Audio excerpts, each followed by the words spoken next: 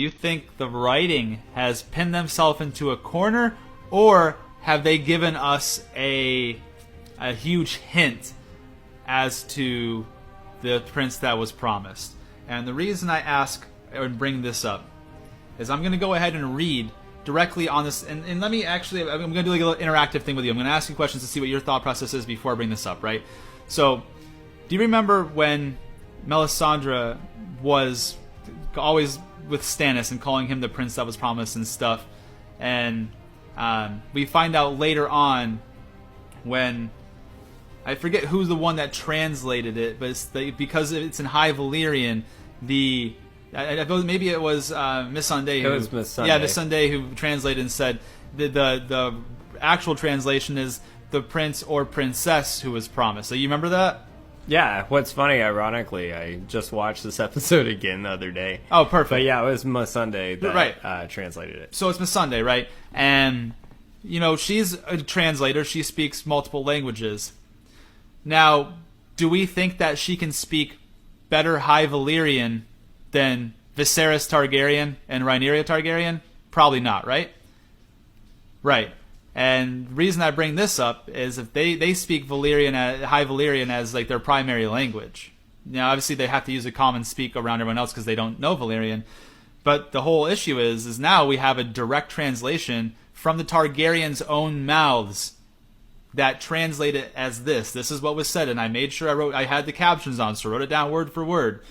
On that blade, when it was heated up and they read the translation, Rhaenyra reads it.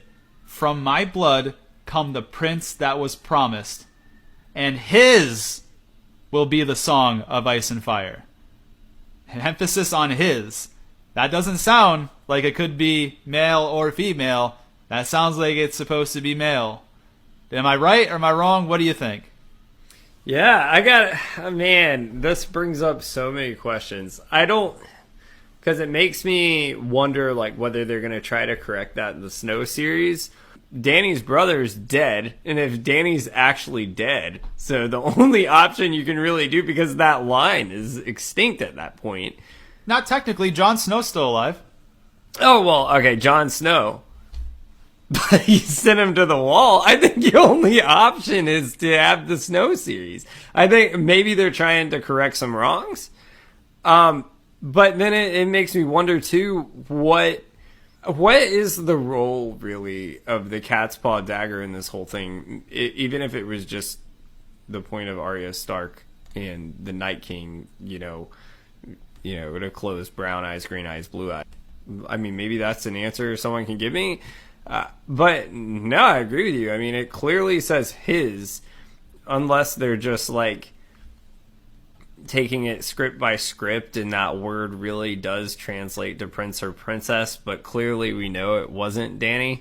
So, and still you have this whole dawn thing. Like, is that the sword of the morning, sword dawn? Or what is that? I mean, it brings up a lot of issues that you and I have talked about so many times, beating a dead horse.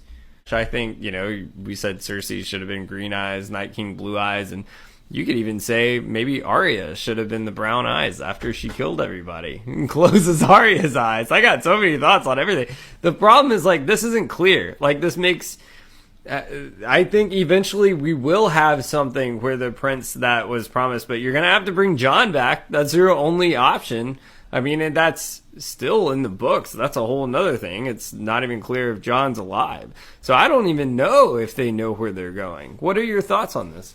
Dude, it's just, like I said, either they gave us a huge hint or they really painted themselves in the corner for another plot hole from Game of Thrones. Shocker, right?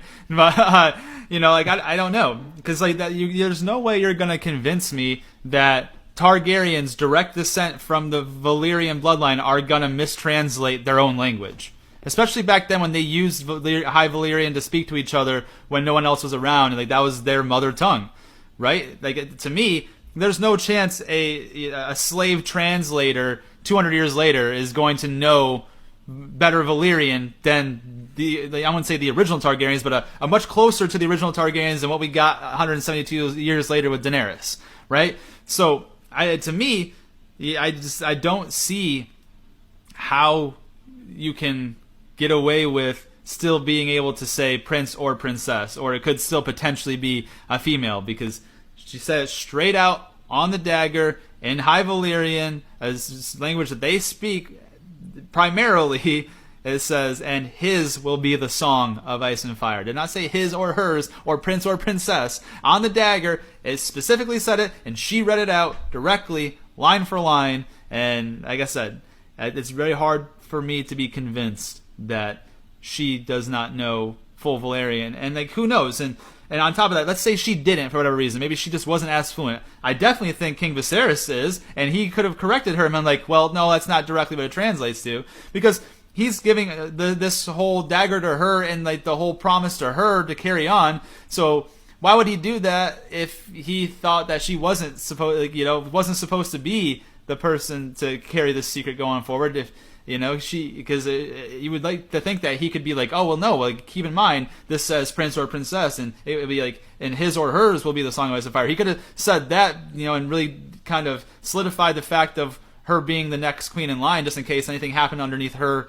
rule, and maybe she was the one that was supposed to bring him like to the Great Dawn or whatever it was called. So, it's just interesting because he didn't correct her, so he must have been right along the lines there and also agreed with what she said, because she read it straight from the dagger. He was there and watched her read it, and he had no corrections or added anything to it. He just kind of let her soak in what the meaning of this was and how important it was for the future going forward, and how it's bigger than the throne, it's bigger than the king, it's bigger than herself. There's this whole deal. So I don't know. I really think that either they pushed themselves into a corner, or they gave us a huge ass fucking hint about who the Prince of Promise was.